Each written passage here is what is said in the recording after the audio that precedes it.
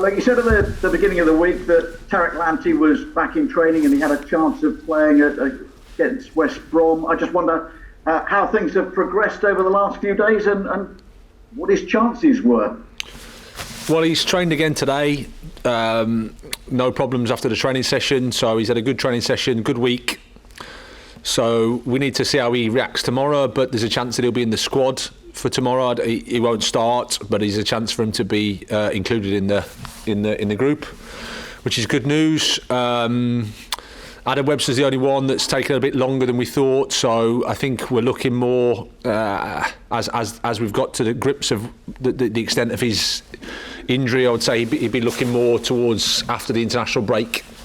So that's a bit disappointing for us, but apart from that, we've got no problems from the game the other night. With Adam Webster, I mean, is this actually much more serious than you initially thought? I wouldn't say much more serious. We were initially we were optimistic, and then it didn't settle down as quickly, and then you have to wait a bit of time just to, like I said, with ligaments, the extent of the damage, and it looks like it's going to be a few more weeks than we thought initially. So that's just how it is. We just have to deal with that. But this week, Robert Sanchez has signed a new deal with the club. Only came into the side, of course, back in November. Is that an indication of just how highly you rate him and how highly the club rate him?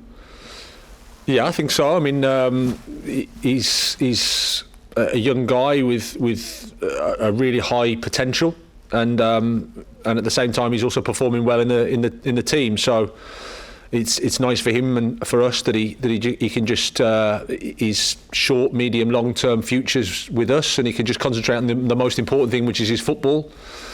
He's only made a few starts, so we have to try and help him make a lot of starts, and then we'll make an assessment after 50, 100 matches.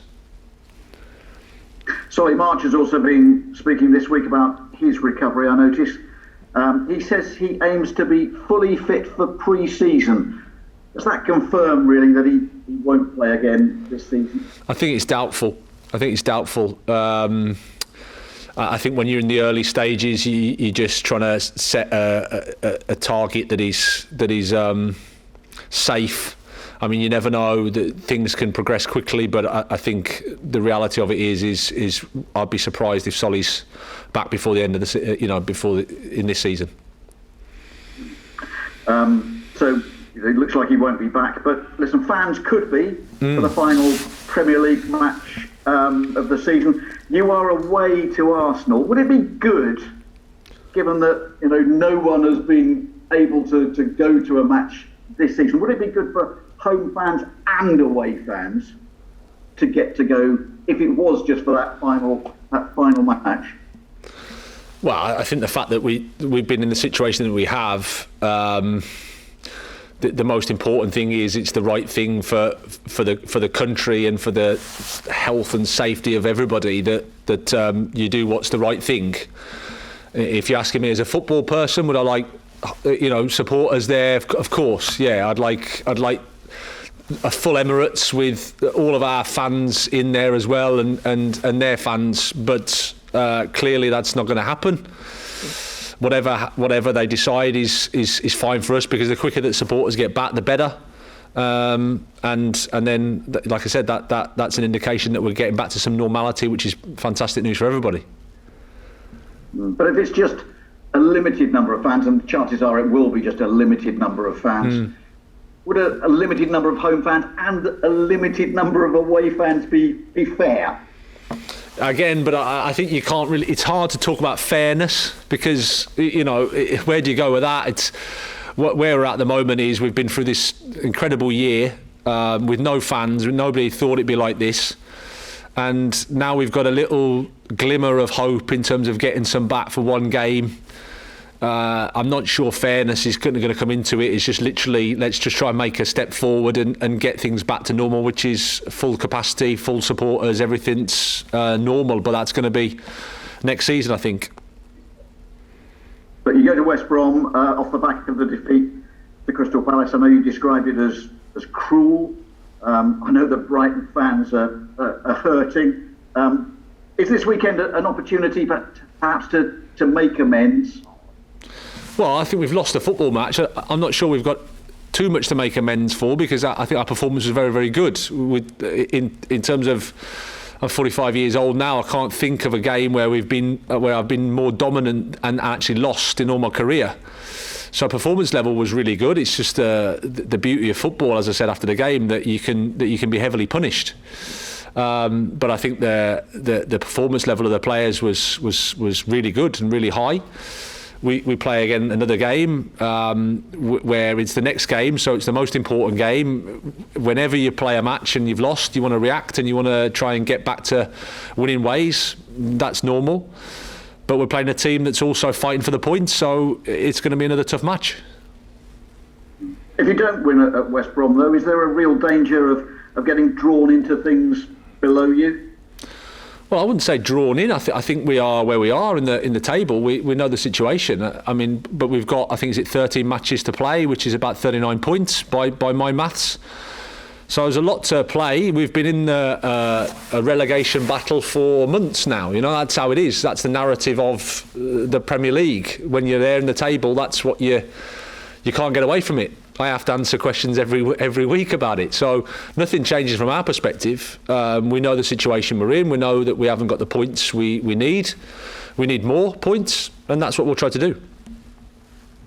Graham, thank you. Listen, wish you well and safe journey. Thank you.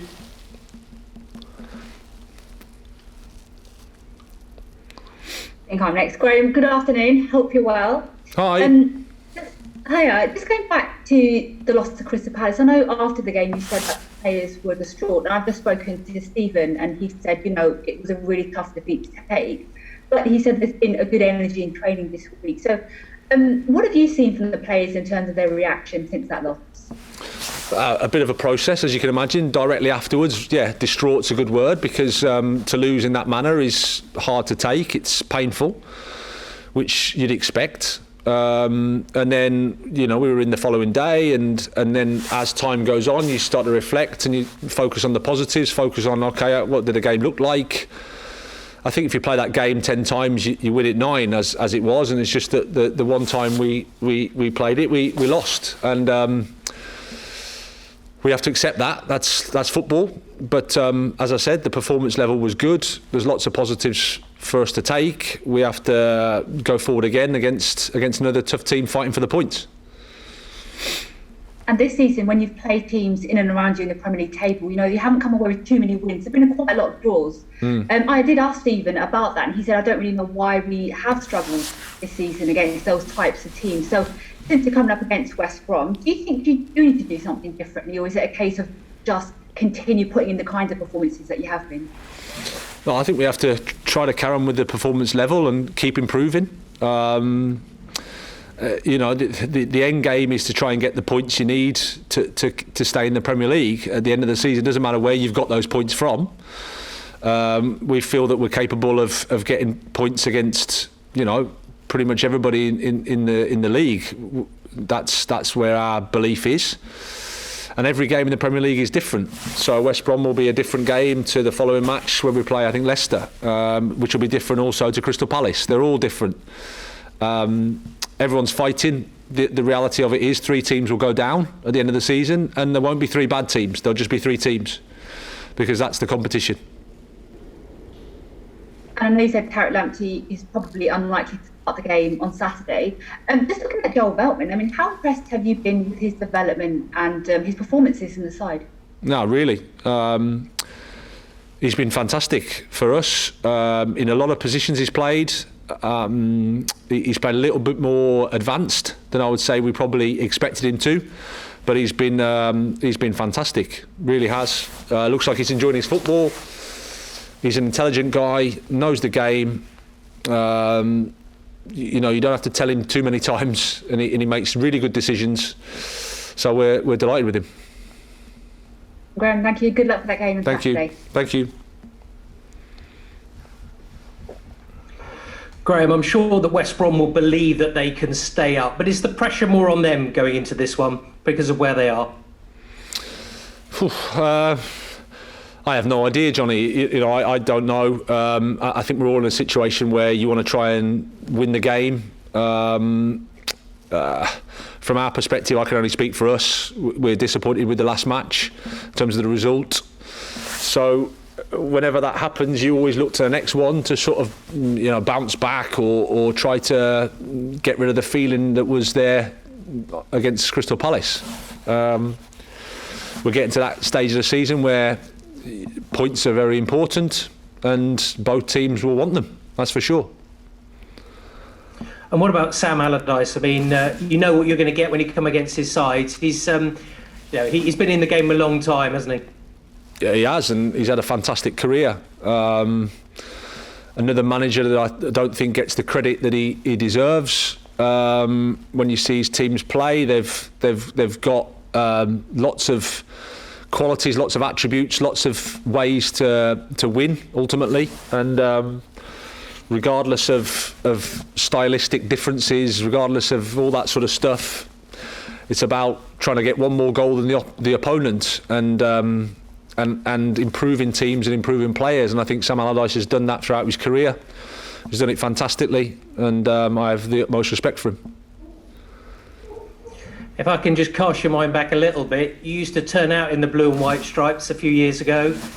What are your memories of being a part of West Bromwich Albion as a player?